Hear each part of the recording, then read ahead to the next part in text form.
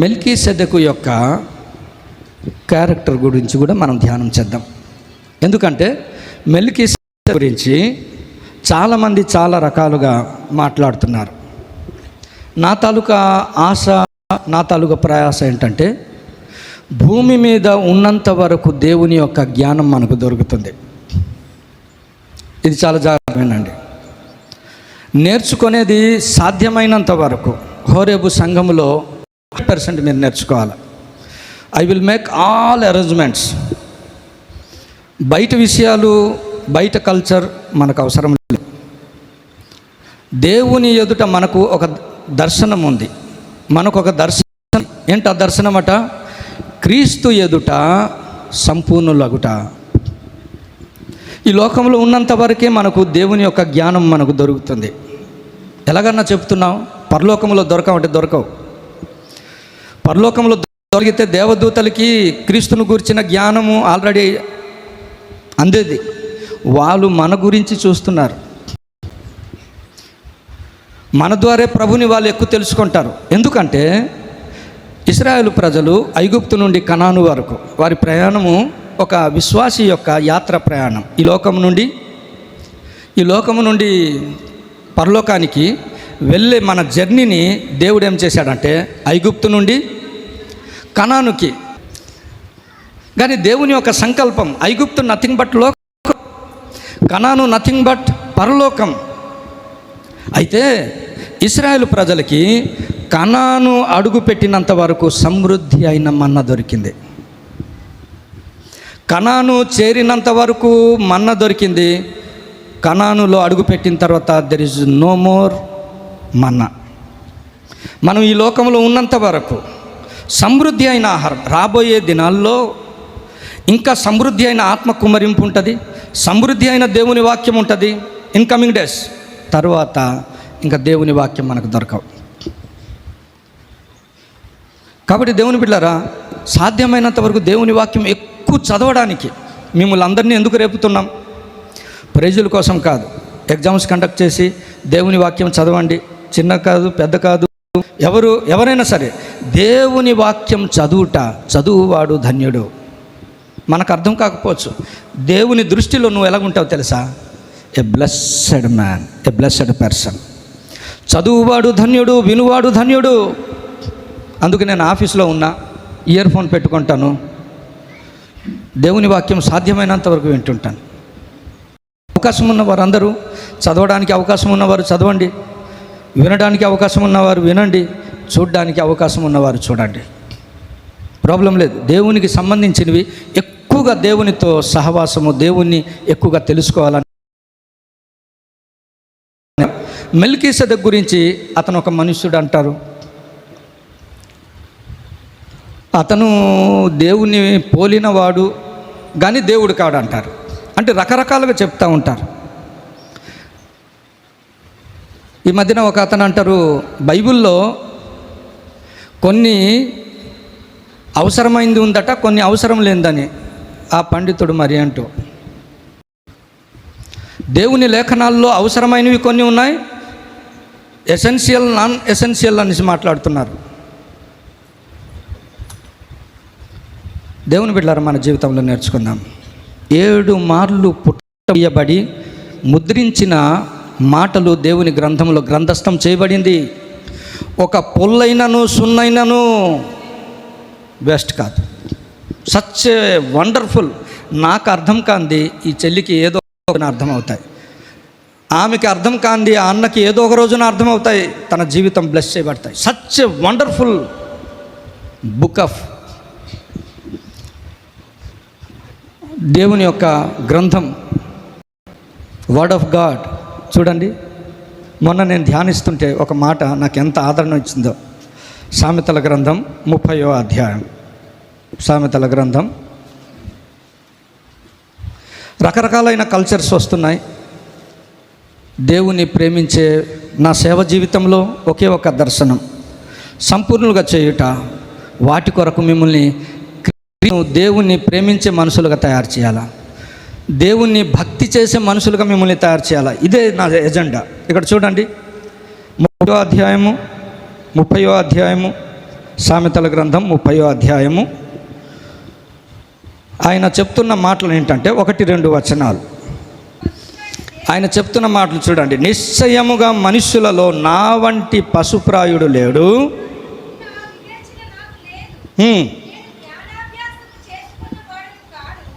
అని చెప్తున్న ఈ దైవజనుడు 5వ వచనం చదవండి. చాలు. దేవుని మాటలన్నీ కూడా పుట్టమి వేయబడి ఇస్తే ఇది మనకు అవసరము, అది అవసరం లేదు. దేవుని బిడ్డలారా, దేవుని మాటలు రక్షణ కొరకు కొన్ని ఉన్నాయి, ఆత్మీయ ఎదుగుదలకు కొన్ని ఉన్నాయి. ఏది కూడా వ్యర్థంగా అవసరం లేనిది ఏం లేదు. దేవుని పట్టణం అనగా నూతనమైన యెరూషలేము దేవుని పట్టణము. ఈ యెరూషలేము ఎలాంటి తెలుసా? దాన్ని దావీదు చూస్తున్నాడు. దావీదు ఆయన అంటున్నాడు, ఓ యెరూషలేము పట్టణమా, దేవుని పట్టణమా. అది దేవుని పట్టణం. మనుషులు అంటే గొప్పగా చెప్పుకుంటున్నారు. ఆ దినాల్లోనే కాదు, ఈ దినాల్లో కూడా యెరూషలేము గురించి గొప్పగా చెప్తున్నారు. రాబోయే దినాల్లో కూడా గొప్పగా చెప్పుకుంటారు. ఎందుకు తెలుసా? ఈ పట్టణం దేవుని పట్టణంగా మారడానికి ఒక 2 క్యారెక్టర్స్ని చూస్తాం. ఈ యెరూషలేము రావడానికి కారణము ఒక 2 ఉన్నారు. 2 క్యారెక్టర్స్ చూస్తాం. అందులో నంబర్ 1 ఎవరు? మెల్కీసెదెకు. 2వ క్యారెక్టరు అబ్రహాం. ఈ 14వ అధ్యాయంలో ఈ 2 క్యారెక్టర్లు మనం చూస్తాం. యెరూషలేము ఆ టైటిల్ ఎలాగొచ్చింది తెలుసా? చెప్పాను కదా ఇంతకుముందు. సాలేము ప్రాంతంలో నివసించిన అతను మెల్కీసెదెకు. అక్కడ రాజ్యం, తన యొక్క జీవితము, తన యొక్క పరిపాలన మొత్తము సాలేం ప్రాంతంలో ఉంది. అక్కడ అతను నివసించినందుకు ఆ ప్రాంతం ఎంత దీవెనకరంగా, ఎంత ఆశీర్వాదకరంగా ఉందో మనం చూస్తాం. రెండోది, అబ్రహాము ఇస్సాకుని బలి ఇచ్చిన ప్రాంతం కూడా ఈ ప్రాంతమే, ఈ ప్రదేశమే. అందుకే అబ్రహాము దేవునికి ఒక టైటిల్ పెట్టాడు. ఏంటంట? యెహోవా ఈరే. ఇంగ్లీష్లో యెహోవా జైరే. ఈ జైరే ప్లస్ సాలేం, జెరూసలేం అయిపోయింది. ఓ దేవుని పట్టణ, అక్కడ మెల్కీసెదెకు నివసించిన ప్రాంతం అది. ఓ దేవుని పట్టణమా, అక్కడ ఇస్సాకు నీ బలి ఇచ్చిన దేవుడు ఇష్టపడిన ప్రదేశం అది. మనుషుల ఇప్పటికీ ఎప్పటికీ దేవుడు కోరుకున్న స్థలం. మనం నేర్చుకునే పాఠం ఏంటి తెలుసా? ఓ దేవుని బిడ్డలారా, దైవజనమా, దేవుని కొరకు మెల్కీసెదెకులాగా నువ్వు ఉన్న ఇంటిలో, నువ్వు ఉన్న సంఘములో నువ్వు బ్రతుకుతే అది దేవుని పట్టణములాగా అది మారిపోద్ది. నువ్వు అబ్రహాములాగా జీవిస్తే దేవుడు ప్రేమించి దేవుడు దిగి వచ్చే పెండ్లి కుమార్తె అయిన యెరూషలేం పట్టణంలాగా మారిపోతుంది. మనల్ని బట్టి మన స్థలాలు, మన కుటుంబాలు ఎంత ఆశీర్వాదకరమో మెల్కీసెదెకు అదే రీతిగా అబ్రహాము మనకు నేర్పిస్తున్న పాఠం. వీళ్ళలో నుండి త్వరగా అసలు ఈ మెల్కీసెదెకు ఎవరు? త్వరగా నేను చెప్పేస్తాం. ఎందుకంటే ఈ మెల్కీసెదెకు గురించి ఇక్కడ వ్రాయబడింది. తర్వాత కీర్తనల గ్రంథం 110వ అధ్యాయంలో ఇతని గురించి వ్రాయబడింది. అక్కడేమంటాడంటే, నిరంతరము మెల్కీసెదెకు యొక్క యాజక క్రమం. అక్కడి నుండి మరలా ఎక్కడికి వెళ్ళిపోయింది? హెబ్రీ పత్రిక 7వ అధ్యాయంకి వెళ్ళిపోయి అక్కడ కూడా నిరంతరము మెల్కీసెదెకు యొక్క యాజక క్రమం 6-7 అధ్యాయాలు మనం చూస్తాం. ఎవరు ఈ మెల్కీసెదెకు? మనుషుల్లాగా మనం కూడా చెబుతామా? ఆయన ఒక నరుడు, ఆయన దేవుడు కాడు, కానీ దేవుని చెబుతామా? What Bible says? త్వరగా చూడండి, త్వరగా మనం చదువుదాం. ఆయన గురించి ఏమని వ్రాయబడిందంటే, హెబ్రీ పత్రికలో చాలా డీటెయిల్స్ ఇచ్చారు. హెబ్రీ పత్రిక 7వ అధ్యాయము. చాలు. నంబర్ 1, ఈ టైటిల్స్ నేను చెప్పినప్పుడు ఆ వ్యక్తి ఎవరు మీకు అర్థం అవ్వాలా. ఆయన ఎవరు? ఆ మెల్కీసెదెకు యొక్క యాజక క్రమము అంతగా దేవుడు కోరుకున్నాడంటే ఆ క్రమము మనకి ఏం నేర్పిస్తుంది? ఈరోజు కొద్దిసేపు మనం ధ్యానం చేద్దాం. ఆ క్రమంలో మనం వెళ్ళిపోవడం మనకి ఎంత ఆశీర్వాదకరం. దేవుడు కోరుకున్నది నిరంతరము మెల్కీసెదెకు యొక్క యాజక క్రమము, అహరోను యొక్క యాజక క్రమం కాదు. తమ్ముడు చెప్పాడు కదా, ఒక మంచి యాజక క్రమం. నేను వాక్యం చెప్పే ముందు నేను ఎవరికి ఏం చెప్పను, బట్ నా సబ్జెక్ట్లో ఆ సబ్జెక్ట్ ఖచ్చితంగా ఉన్నప్పుడు పరిశుద్ధాత్మ దేవుని యొక్క ఆ ఏకీభవన ఉందని నేను నమ్ముతాను ఎప్పుడైనా సరే. కాబట్టి దేవుని బిడ్డలారా, ఇక్కడ మనం చూస్తే ఆయన నీతికి రాజు. ఈ టైటిల్ విన్నప్పుడు మెల్కీసెదెకు ఎవరు తెలుసా? ఇదిగో నీ రాజు అంటాడు జకర్యా గ్రంథంలో. నీ యొద్దకు వచ్చుచున్నాడు. అతను ఎలాంటి వాడట చూడండి, ఒక్కసారి చదవండి త్వరగా.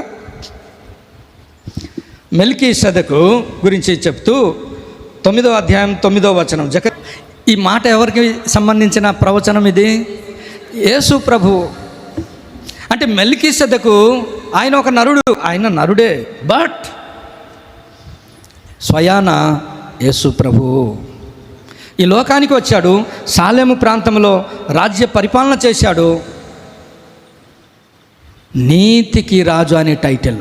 ఎలాంటి పరిస్థితుల మధ్య నీతికి రాజు తెలుసా? అతను ఇంతకుముందు మనం ధ్యానం చేశాం.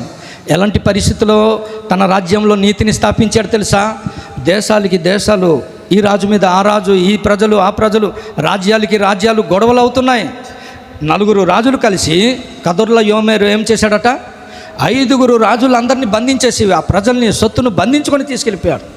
నిమ్రోదు తర్వాత ఇక్కడ చూస్తే ఏలాము రాజు ఇరాన్ని కేంద్రం చేసుకొని ఇన్ని రకాలైన అల్లర్లు, గొడవలు, దోచుకోవడాలు, ఇలాంటి పరిస్థితుల మధ్య మెల్కీసెదెకు నీతి గల రాజ్యాన్ని స్థాపించాడు. దేవుని బిడ్డలారా, ఈ దినాల్లో కూడా యేసు ప్రభు లోకంలో ఎన్నో అల్లర్లు, ఎన్నో గొడవలు కదా, ఎన్నో అక్రమాలు ఇన్ని జరుగుతున్నా ఆ నీతి గల రాజు తన రాజ్యాన్ని, నీతి గల రాజ్యాన్ని సంఘము ద్వారా స్థాపిస్తున్నాడు. ఆయన ఎవరో కాదు, యేసు ప్రభు. నంబర్ 1. నంబర్ 2 చూడండి, అక్కడ ఏమని ఉంటుందంటే, అంటే సాలెము రాజు అంటే సమాధానం. సాలేం అంటే షాలోం అంటే సమాధానము. మీరు ఆలోచించండి, యేసు ప్రభు ఈ దినాల్లోనే మనకు ప్రత్యక్షమైన దేవుడు కాడు. అందుకే మీకా అద్భుతమైన ఒక మాట రాస్తాడు. మీకా గ్రంథము 5వ అధ్యాయము 2వ వచనం. ఇది కూడా యేసు ప్రభుకి సంబంధించిందే. అంటే ఈ వచనాలు చదివినప్పుడు పురాతన కాలము మొదలుకొని శాశ్వత కాలము ఆయన ప్రత్యక్ష, శాశ్వత కాలము అంటే ఎండింగ్ వరకు ప్రత్యక్షతలు లేవు అంటారు చాలామంది. దాని అర్థమేమే? ప్రత్యక్షత లేకపోతే ఈ సేవ నేను చేయలేనండి. దేవుని ఒక వ్యక్తిని వరకు, హౌ గాడ్ గివింగ్ రిసోర్సెస్. చిన్నపిల్లలు మొదలుకొని పెద్దవారు వరకు, చిన్నపిల్లలు చూడండి ఎంత అద్భుతంగా పాటలు పాడుతూ. మీరు రాలేదు కానీ ప్రార్థన, సహన, దేవుడు కృప ఇచ్చేవాడు. ఒక్కొక్కరికి దేవుని కృపతో నింపి క్రీస్తు ఎదుట దినదినము సంపూర్ణులుగా చేస్తున్నాడు ఆయన. పురాతన కాలం మొదలుకొని, అంటే మనకే కాదు, ఆలో అబ్రహాముకి ప్రత్యక్షమయ్యాడు, మోసేకు ప్రత్యక్షమయ్యాడు, దావీదుకు ప్రత్యక్షమయ్యాడు. ఈ దినాన మనకు కూడా రాబోయే శాశ్వత కాలము వరకు అని లేఖనంలో వ్రాయబడింది. ఆయన యొక్క ప్రత్యక్షతలు ఉంటాయి. ఆయన నీకు అర్థం, ప్రత్యక్షత ఏంటి దాని అర్థం? మొన్న తమ్ముడు చాలా బాగా చెప్పాడు. ఇంతకుముందు లేదు, ఇప్పుడు కనిపించింది. అదే ప్రత్యక్షత. నాకు కొంతమంది కింద మీద మీద కింద అయిపోతుంటాడు, కానీ తెలుగు అర్థం మాకు కష్టం, కానీ మీకు కష్టమా? కనిపించేదే ప్రత్యక్షత. దేవుని బిడ్డలారా, మన జీవితాల్లో మనం నేర్చుకుందాం. శాశ్వత పురాతన కాలంలో ఆయన వచ్చినవాడు, ఆయన రాజ్యం స్థాపించాడు. కొంతకాలం ఈ భూమి మీద ఉన్నాడు, ఒక శ్రేష్టమైన నీతి గల రాజ్యాన్ని ఉంచాడు, సమాధానం గల రాజ్యాన్ని స్థాపించాడు. ఎలాంటి పరిస్థితుల మధ్య తెలుసా? చుట్టూ గొడవలు, ఎన్నో రకాలైన పరిస్థితులున్నా తన రాజ్యంలోనికి దీని ఎఫెక్ట్ రాలేదు. చూసారా? ఈరోజు దేవుడు కోరుకునేది ఏంటి తెలుసా? మెల్కీసెదెకు యొక్క యాజక క్రమం ఏంటి తెలుసా? ఆయన రాజు తన రాజ్యంలోనికి గొడవలు ఏదే కానీ ఎంటర్ కాలే. అయిందా? చుట్టుపక్కల ఉన్నాయి కానీ ఇక్కడికి రాలే. మనం నేర్చుకుందాం, సంఘము దేవునికి సంబంధించింది. ఈ రాజ్యంలోనికి లోకం రావడానికి వీల్లేదు. మనం లోకంలోనికి వెళ్దాం కానీ లోకం మనలోనికి రావడానికి వీల్లేదు దేవుని బిడ్డలారా. మూడోది చూడండి, అంత మాత్రమే కాదు, ఈయన గురించి రాయబడింది 3వ వచనం, లేనివాడు ఆల్ఫా ఒమేగా ఉన్నవాడు ఆయనే, మొదటివాడు కడపటివాడు ఆయనే. ఇన్ని టైటిల్స్, ఈ టైటిల్స్ ఎవరికి సంబంధించింది? మెల్కీసెదెక్ మన ప్రభు ఇంతకుముందే వచ్చాడు ఈ భూమి మీద. ఆయన ఉన్నాడు. ఆయన తల్లి లేరు, ఆయనకి తల్లి లేరు, తండ్రి లేదు, వంశావళి లేదు. ఇది ఎవరికి సంబంధించిందట? యేసు ప్రభుకే. ఆ ప్రభు పురాతన కాలం మొదలుకొని శాశ్వత కాలం. ఎంత మంచి దేవుడో! అంత మాత్రమే కాదు, అతని గురించి వ్రాయబడింది 7వ అధ్యాయం 7వ వచనంలో మనం చూస్తే, హెబ్రీ పత్రిక 7వ అధ్యాయము అబ్రహాముని ఆశీర్వదించిన వాడు, 2వ వచనంలో కూడా అది వ్రాయబడి ఉంటుంది. ఎవడు కలుసుకొని అతన్ని ఆశీర్వదించానో, అబ్రహాముని ఆశీర్వదించే వాడు. అబ్రహాముని ఎవరు ఆశీర్వదించాడు? దేవుడు ఆశీర్వదించాడు. అంటే తన దేవుడు అంటామా? దేవుడు కాదు, మనిషి అంటామా? అబ్రహాముని 12వ అధ్యాయంలో అబ్రహాముని ఆశీర్వదించిన వాడెవడు? దేవుడే. నేను నిన్ను ఆశీర్వదించి గొప్ప జనముగా చేస్తానన్నాడు. మెల్కీసెదెకు ఎవరైనా మీకు అడిగితే మెల్కీసెదెకు స్వయాన ఎంత క్లారిటీ దేవుడు ఇచ్చాడు. ఆయన దేవుడు. ఎందుకంటే ఇన్ని రుజువులు ఉన్నాయి. లైన్ ప్రకారంగా ఉండదు. యెషయా గ్రంథంలో ఉంటుంది కొంత, ఇచ్చట 28వ అధ్యాయంలో ఉంటుంది. మీరు చదువుకోండి. అన్ని రిఫరెన్స్ కూడా చెప్పను, ఎందుకంటే మీరు కూడా చదవండి. కాబట్టి దేవుని బిడ్డలారా, ఆయనకి ఆది అంతము లేదు. ఆయన స్వయాన దేవుడు. యేసుక్రీస్తు ప్రభు ఆయన పురాతన కాలంలో ప్రత్యక్షమైన దేవుడు. అయితే ఇక్కడ ఒక మాట నాకు చాలా నచ్చింది. 4వ వచనం చదవండి. అతని గురించి గ్రంథకర్త ఎంత అద్భుతంగా రాస్తాడో. అతడెంత ఘనుడో చూడుడి అన్నాడు. 7వ వచనంలో ఏమంటాడంటే, తక్కువవాడు ఎక్కువ వాణి చేత.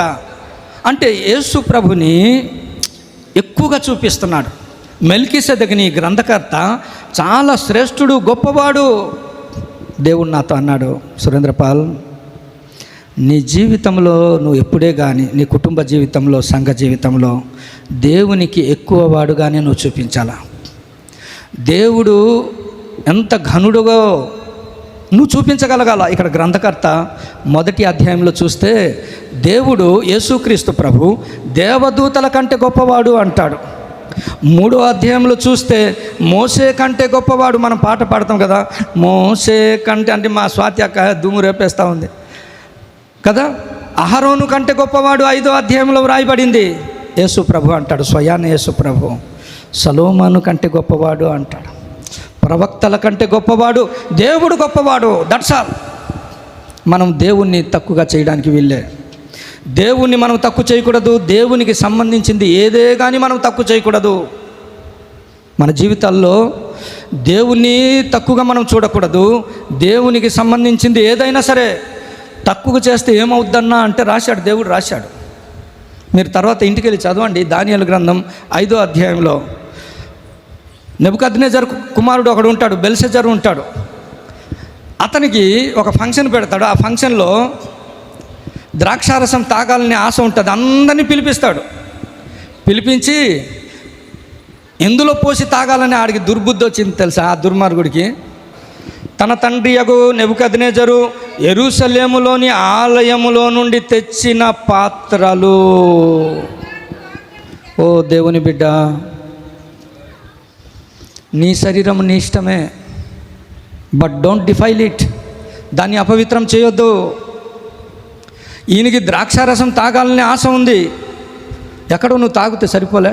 ఈయనకి ఏం దుర్బుద్ధి వచ్చిందట, యెరూషలేములో తన తండ్రి చేత తేబడిన ఆలయములోని ఉపకరణ. పిల్లలు దూరం కూర్చోండి రా, ఇటు కూర్చోండి నాన్న ఇటుకి రారా. కాబట్టి దేవుని బిడ్డలారా గమనించండి, యెరూషలేములో ఉన్న పాత్రలు వాటిలో పోసి తాగాలని వీడికి దుర్బుద్ధి వచ్చింది. దేవుని పాత్రలు తక్కువగా చేస్తే నువ్వు తక్కువడైపోతావు. నేను తక్కువగా చూస్తే తక్కువ వాళ్ళం అయిపోతాం.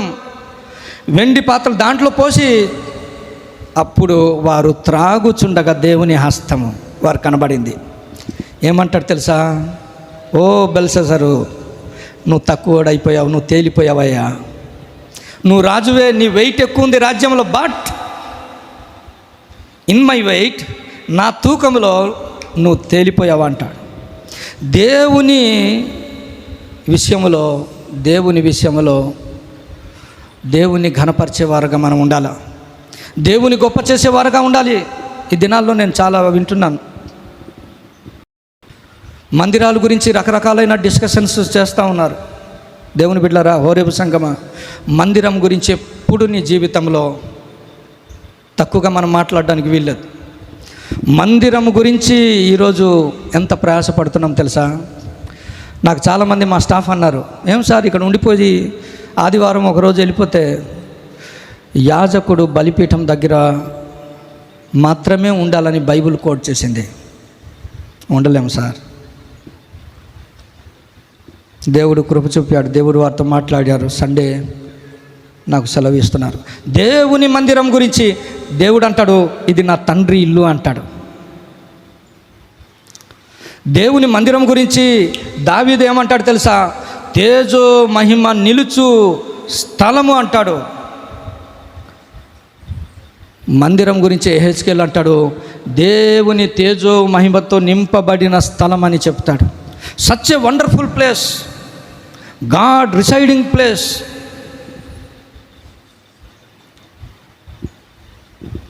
ఇతను ఏమంటాడు తెలుసా? ఫరో ఏమంటాడు తెలుసా? ఇక్కడ మీరు ఆరాధన చేసేయండి, ఇక్కడ ఆరాధన చేసేమంటే నో అంటాడు. ఒక డెక్క మిగలడానికి వీల్లేదు. దేవుడు ఇన్ని అద్భుతాలు ఐగుప్తులో చేస్తున్నాడు, దేవుడు వెళ్ళొచ్చు కదా. కానీ మోసేకి అంటాడు దేవుడు, మోసే, నేను మీ మధ్యన నివసించున్నట్లు నాకు ఒక మందిరాన్ని, దేవుని నోట నుండి వచ్చి, మనం కట్టుకునేది కాదు మందిరం, మనం ఏదో కూడుకునేది కాదు. దేవుడు మనకు ఏర్పాటు చేసింది సచ్ ఏ వండర్ఫుల్ ప్లేస్, దేవుని మందిరం. దేవుని మందిరాన్ని ప్రేమించే వాళ్ళు కావాలా? దేవుని మందిరంలో ఇదిగో చూడండి, సంవత్సరంలో ఒకసారో 2 సార్లు అక్కడికి వెళ్ళి తన క్రమము చొప్పున యాజకత్వం దేవుడు చూస్తున్నాడు. తన మందిరంలో దేవుని యొక్క మహిమతో నింపాలని. కాబట్టి దేవుని బిడ్డలారా, మన జీవితాల్లో మనం నేర్చుకుందాం. మన జీవితాల్లో దేవుని మందిరానికి సంబంధించి ఎప్పుడే కానీ మనం తక్కువగా ఎందుకంటే లోకంలో దేవుని మందిరాలు వద్దు అని చెప్పే వాళ్ళు ఎంతోమంది ఉన్నారు. మనం కూడా వద్దనేస్తే, మనం కూడా మానేస్తే ఎవరు నేర్పిస్తారు? హోరేబు సంఘానికి దేవుడిచ్చిన బాధ్యత మందిరానికి సమకూర్చే బాధ్యత. మందిరము దేవునికి సంబంధించింది, మందిరము దేవుని యొక్క ఇల్లు. నేర్చుకుందాం. ప్రభువా, నీ మందిరానికి ఉదయాన్నే నేను వెళ్తాను ప్రభువా, నీ మందిరంలో నీ ముఖ దర్శనం. భక్తుడు అంటాడు, ఒకసారి చదువుతారా? కీర్తనల గ్రంథం 84వ అధ్యాయం. బైబిల్లో ఉన్న మాటలు ఊహజనితమైంది కాదు. లోకంలో ఎలాగుంది తెలుసా? ఊహలేమో నిజమని నమ్మేస్తున్నారు, కనిపిస్తుందేమో ఊహలని చెప్తున్నారు. ఇక్కడ ఏమని వ్రాయబడిందంటే, చూడగలిగారండి. అందుకే వారి జీవితం ఎంత ఆశీర్వాదకరం. సండే స్కూల్ పెడుతున్నారు, చాణక్య స్కూల్ అయితేనేమి, చైతన్య అయితేనేమి. నాకు ఒక పోరాటం, it is my personal testimony. నేను వెళ్ళాను, మా అబ్బాయి మా డేవిడ్కి సండే చర్చికి వచ్చినందుకు బయట పెట్టేశారు. వచ్చి నాకు చెప్పాడు మా అబ్బాయి. నెక్స్ట్ నేను వెళ్ళాను, ప్రిన్సిపాల్ దగ్గరికి వెళ్ళాను. సండే మేము మా అబ్బాయిని నేను పంపలేను సార్ అన్నాను. సండే మేము ప్రార్థన చేసుకోవాలి సార్, ఎప్పుడైనా ప్రార్థన చేసుకోవచ్చు కదా అన్నాడు అతను. No, God has given protocol. ప్రతి వారం అని అపోస్తుల కార్యములో ఉంది. ఆదివారమున రొట్టె విరుచుట అని వ్రాయబడింది. కొంతమంది సండే, వీటిని మనం తక్కువ చేయడానికి వీల్లేదు. ప్రభు దినమందు ఆత్మవశుడై ఉండగా అని వ్రాయబడింది. ప్రభు దినమందు మేము కూడుకొని ఉండగా అని వ్రాయబడింది. దానికి ఇంకా వేరే అర్థాలు మనం చెప్పాల్సిన అవసరం లేదు. నేను తీసుకున్న డెసిషన్ ఎలాంటి తెలుసా? సండే నా ముఖం నా దేవుని కనబడాలి. That's all. నా ఫ్యామిలీతో పాటు. Why God establish my life. ఒక సాధారణమైన స్కూల్లో నా బిడ్డల్ని నేను చదివించుకొని, ఎందుకు అంటే ఒక తీర్మానం చేసుకున్నాను. నా పిల్లలు మన హర్ష, యశ్వంత్ ఆ స్టేజ్లో ఉన్నప్పుడు నేను తీసుకున్న ఒక ముగ్గురు మేము దేవుని బిడ్డలు ఇలా మాట్లాడినప్పుడు, నా బిడ్డలు నా కుటుంబం సంఘంలో సహవాసంలో దేవునిలో ఇలా ఉండాలనేసి అప్పుడు మాట్లాడుకుంది. అలాగే నేను అయ్యాను. నేను పంపనన్నాను అంతే. దేవునికి గౌరవంగా మనం చూస్తే నన్ను ఘనపరచువాన్ని నేను ఘనపరుస్తాను. నేను ఇక్కడే చదివాను, యేసు నామములో దేవుడు నాకు ఇచ్చిన కృపావరం నీకుందా? నీకున్న కృపావరం నాకుందా? లేవు. మనం అందరం ఏంటంట మ్యూచువల్. అందుకే ఒక్కొక్కరిని రేపుతూ ఉంటాం. ఎందుకు తెలుసా? తమ్ముడికి ఉన్న కృపావరం నాకు లేదు, నాకున్న కృపావరం ఆ తమ్ముడికి లేదు, అతనికి ఉన్న కృపావరం ఆ భగతన్నకు లేదు. నలుగురు కూర్చుంటే దేవుని సేవ ఒక పరిపూర్ణంగా చేయగలమన్న ఒక ఆశ. చైతన్య స్కూల్ అప్పుడు చాలా టఫ్గా ఉంది. అయినా నేను ఆపలే. సండే ఖచ్చితంగా నేను నా కొడుకుని సండే పర్మిషన్ ఇస్తానంటేనే జాయిన్ చేస్తాను, లేకపోతే జాయిన్ చేయనని చెప్పాను. బలిపీఠంలో నేను కూర్చొని చెప్తున్నాను. నా ప్రతి ప్రార్థనలో ఆ మాటలు నేను కోట్ చేశాను. ప్రభువా, నీ బలిపీఠం దగ్గర ఉండాలని నేను ఇక్కడ ఉన్నాను. నా పిల్లలు చదువు కోసం నేను దూరం పంపించేస్తే ఆత్మీయంగా ఒకవేళ డ్యామేజ్ అవుతారు, నా దగ్గర ఉంటే ఆత్మీయంగా ఎదుగుతారని. అంటే ఇది నా పరిస్థితులు. మీరు అందరూ అలా చేయాలని నా తాలూకా ఇది కాదు, డోంట్ మిస్అండర్స్టాండ్. బట్ నా తాలూకా స్టాండ్ ఏంటంటే, దేవుణ్ణి గొప్ప చేసేవారిని దేవుడు ఎప్పుడు విడిచిపెట్టాడు. దేవుణ్ణి ఘనపరిచే బిడ్డల్ని, దేవుణ్ణి ప్రేమించే బిడ్డల్ని, దేవునికి భక్తి చేసే బిడ్డల్ని మనం చేయాలి. అదిగో మెల్కీసెదెకు ద్వారా దేవుడు ఎంత శ్రేష్టమైన వాడో చెప్పబడుతున్నాడు. మొదటి అధ్యాయం హెబ్రీ గ్రంథంలో పత్రికలో ఆయన దేవతల కంటే శ్రేష్ఠుడు, మోసే కంటే శ్రేష్ఠుడు, అహరోను కంటే శ్రేష్ఠుడు. ఆ లెసన్ మెల్కీసెదెకు నేర్పిస్తున్నాడు. అందుకే దేవుని బిడ్డలారా, ఇతని ద్వారా నేర్చుకోవాల్సింది త్వరగా ఒక 5-10 నిమిషాలు చెప్పి నేను ముగించేస్తాను. స్వయాన యేసుక్రీస్తు ప్రభు ఆ దినాల్లో వెళ్ళి ఆయన నీతి గల రాజ్యాన్ని స్థాపించాడు, సమాధానం గల రాజ్యాన్ని స్థాపించాడు. ఈరోజు ఈ దినాల్లో మనం కూడా నీతి గల రాజ్యాన్ని స్థాపించాలి. ఎందుకు తెలుసా? ఇర్మియా గ్రంథం 5వ అధ్యాయము 1వ వచనం. ఈ దినాల్లో మన కుటుంబంలో, మన సంఘములో, సహవాసంలో దేవుడు నీతిని ప్రేమించేవాడు, న్యాయమును ప్రేమించేవాడు. ఏమని చెప్తున్నాడో చూడండి. చాలు, దేవుని బాధ అర్థమవుతుందా? యెరూషలేములో ఏం సామ్యూయల్, యెరూషలేములో ఇటు అటు పరిగెట్టి చూడు, మమ్మల్ని నడిచి కూడా కాదు, ఒక్కడు కనిపించట్లేదండి. ఈనాడు కొన్ని సంఘాలని చూస్తే ఎంత బాధ అనిపిస్తుందో తెలుసా? లోకంలో నీతి స్థాపించే పరిస్థితులు మనకు లేవు, సంఘంలో కూడా స్థాపించలేమా? సహవాసంలో కూడా నీతి లేదా? దేవుడు అంటాడు, ఎంత మంచి మాట రాయించాడు. యెరూషలేము, ఓ యెరూషలేము పట్టణమా, నీ గూర్చి మనుషులు ఎంత గొప్పగా చెప్తారని దైవజనుడు చూసిన దినాలు ఈ దినాలకి. ఒకప్పుడు సంఘాలంటే దేవుని అగ్ని. ఇన్ని సంఘాలు పుట్టుకొచ్చాయంటే సప్పకుంటే వస్తాయన్నా? అగ్నితో బాప్తిస్మం ఇచ్చు యోహాను గురించి వ్రాయబడింది, మండుచు ప్రకాశించుచున్న దీపం. ఓ యెరూషలేము పట్టణమా, ఓ సురేంద్రపాల్, ఇంతకుముందు నీ గురించి ఇంత గొప్పగా చెప్పుకున్నామే, నౌ వాట్ హ్యాపెండ్? ఇప్పుడు ఏమైంది నీ గురించి? నీలో, నీ కుటుంబంలో, నీ సంఘములో ఇదిగో ఇటు అటు పరిగెత్తి చూడుడి, తెలుసుకొనుడి, దాని రాజవీధులలో విచారణ చేయుడి, న్యాయము జరిగించువాడు లేడు, నమ్మకముగా ప్రయత్నించువాడు కూడా కనిపించలేదట. దేవుని బిడ్డలారా, ప్రార్థన చేద్దామా? ప్రభువా, నా పరిచర్యలో నీ నీతి న్యాయం ఉండాలి ప్రభువా, నమ్మకస్తులు ఉండాలి ప్రభువా. ఒక్కడు కనిపించలేదని దేవుడు అంటున్నాడు. ఆ దినాల్లో స్వయాన యేసు ప్రభు వచ్చి నీతి గల రాజ్యాన్ని స్థాపించాడు. సాలేము రాజా అని అందుకు దైవజండు పాడతాడు యేసు ప్రభు గురించి. రమేష్ పాలో, స్టీఫెన్ తమ్ముడో, లేకపోతే మన చెల్లెలు అయితే పాడేస్తుంది. కాబట్టి దేవుని బిడ్డలారా, మనం నేర్చుకుందాం. మన జీవితాల్లో నీతిని దేవుడు ప్రేమిస్తున్నాడు. నీతిని స్థాపించే బిడ్డలుగా మన కుటుంబాలు ఉండాలి. రెండోది, సాలేము రాజు ఆయన సమాధానాన్ని స్థాపించాడు. ఈ దినాల్లో మనం కూడా, బైబిల్లో వ్రాయబడింది, సమాధానపరచువారు ధన్యులు అని వ్రాయబడింది. సమాధానము వేదకి వెంటాడుమని ఉంది. అవసరం. షాలోం, యెరూషలేములో షాలోం లేదండి. ఎంత విచారకరం. చూస్తున్నాం, మనం లోకంలో చూస్తున్నాం. మన జీవితాల్లో సమాధానపరచువారు, ఇద్దరిలో ఏమాత్రం తేడా కనిపించిందా?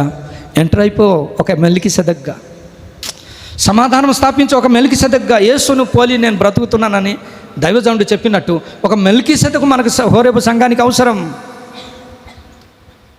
అంత మాత్రమే కాదు, అతని గురించి నాకు ఎంత ఆనందం అనిపించింది తెలుసా?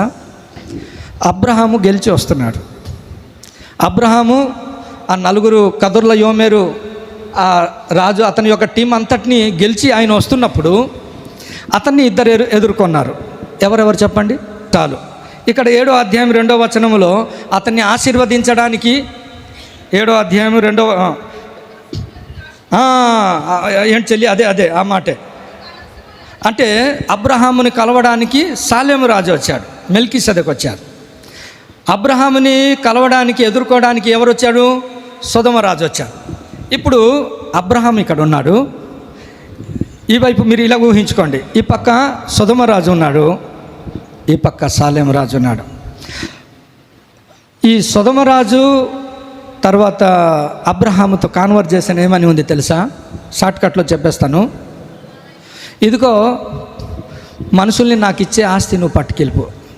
ఈయన జీవితం అంతా గెలిచి వస్తున్న అబ్రహాముతో ఇతని కాన్వర్జేషన్ ఎలా ఉంది తెలుసా? అంత లావాదేవీలు బ్రతుకే తప్ప ఒక మంచి చెడు ఈ సొదొమ రాజుకి, ఈ శోధనగాడి లోతోలి చెడిపోయింది ఆ ప్రాంతంలోనే. ఈయనకి ఎప్పుడు లావాదేవీలే తప్ప మంచిది లేదు. సాలేము రాజు ఏమన్నాడు తెలుసా? చూడండి, సాలేము రాజు మనకు ఒక ఉదాహరణ. ఈరోజు ఒక సాలేము రాజులాగా, మెల్కీసెదెకులాగా మన జీవితాల్లో మనం ఉండాలి. అతని గురించి వ్రాయబడింది. సాలేము రాజు మెల్కీసెదెకు ఏమని చెప్తున్నాడంటే, ఆకాశమునకును భూమికిని సృష్టికర్తయును సర్వోన్నతుడైన దేవుని వలన అబ్రహాము ఆశీర్వదింపబడును. దేవుని ఘనపరుస్తున్నాడు. ఓ అబ్రహమా, నీ శక్తి సామర్థ్యం వల్ల నువ్వు గెలవలేదు. సర్వోన్నతుడైన దేవునికి మహిమ కలగాలి, దేవునికే స్తుతి కలగాలని దేవుణ్ణి ఘనపరుస్తున్నాడు ఇక్కడ. దేవుని బిడ్డలారా, మన జీవితాలు మనం నేర్చుకుందాం. సాలేము రాజు మెల్కీసెదెకు మనకు నేర్పించే 3వ పాఠం ఏంటంటే, వ్యక్తులు మనకు కనిపించినప్పుడు, దేవుని బిడ్డలు కనిపించినప్పుడు లావాదేవీల గురించి, లోకస్తుల గురించి, లోకము గురించి, కుటుంబాల గురించి, ఈ పంచాయతీలు ఇవి మాట్లాడడం కన్నా దేవునితో ఉన్న అనుబంధం, దేవునికి మహిమపరిచే, దేవుని ఘనపరిచే, దేవుని కార్యాల గురించి. రమేష్ పాల్ తమ్ముడు ఎప్పుడు ఫోన్ చేసినా, అన్న వచ్చేస్తాను ప్రార్థన చేసేద్దామన్నా అంటాడు. ఆయనకి అది ఊత పదం, వచ్చేస్తాను అంటాడు అతను. ఆయన వచ్చినప్పుడు నేను ఎక్కడ ఉంటాను? నేను ట్రైన్లో ఉంటాను. నేను ఇప్పుడు బకరా ఎక్కడ, ఇక్కడ ఎవరు అంటే మన, అప్పుడే ఆయన ఈ తమ్ముడు డ్యూటీ నుండి వచ్చిన అతనికి ఉన్న బలహీనత ఏంటంటే, ప్రార్థన అనగానే ఇంకా మరి ఏడు చూడ్డు, ఓకే అన్న వచ్చేస్తాను అంటాడు. దేవుని బిడ్డలారా, మన జీవితాల్లో మెల్కీసెదకు నేర్పించేది. అబ్రహాము కనిపించిన వెంటనే దేవుని పేరట దేవుని స్తుతిస్తున్నాడు, దేవుని ఘనపరుస్తున్నాడు. కానీ సొదొమరాజు అలా కాదు. మన జీవితాల్లో మెల్కీసెదకు క్రమము దేవుడు కోరుతున్నాడు. తీర్మానం చేసుకున్నామా, ప్రభువా నీతిని నువ్వు ప్రేమించే దేవుడావు. బైబిల్లో వ్రాయబడింది, నీతిమంతులారా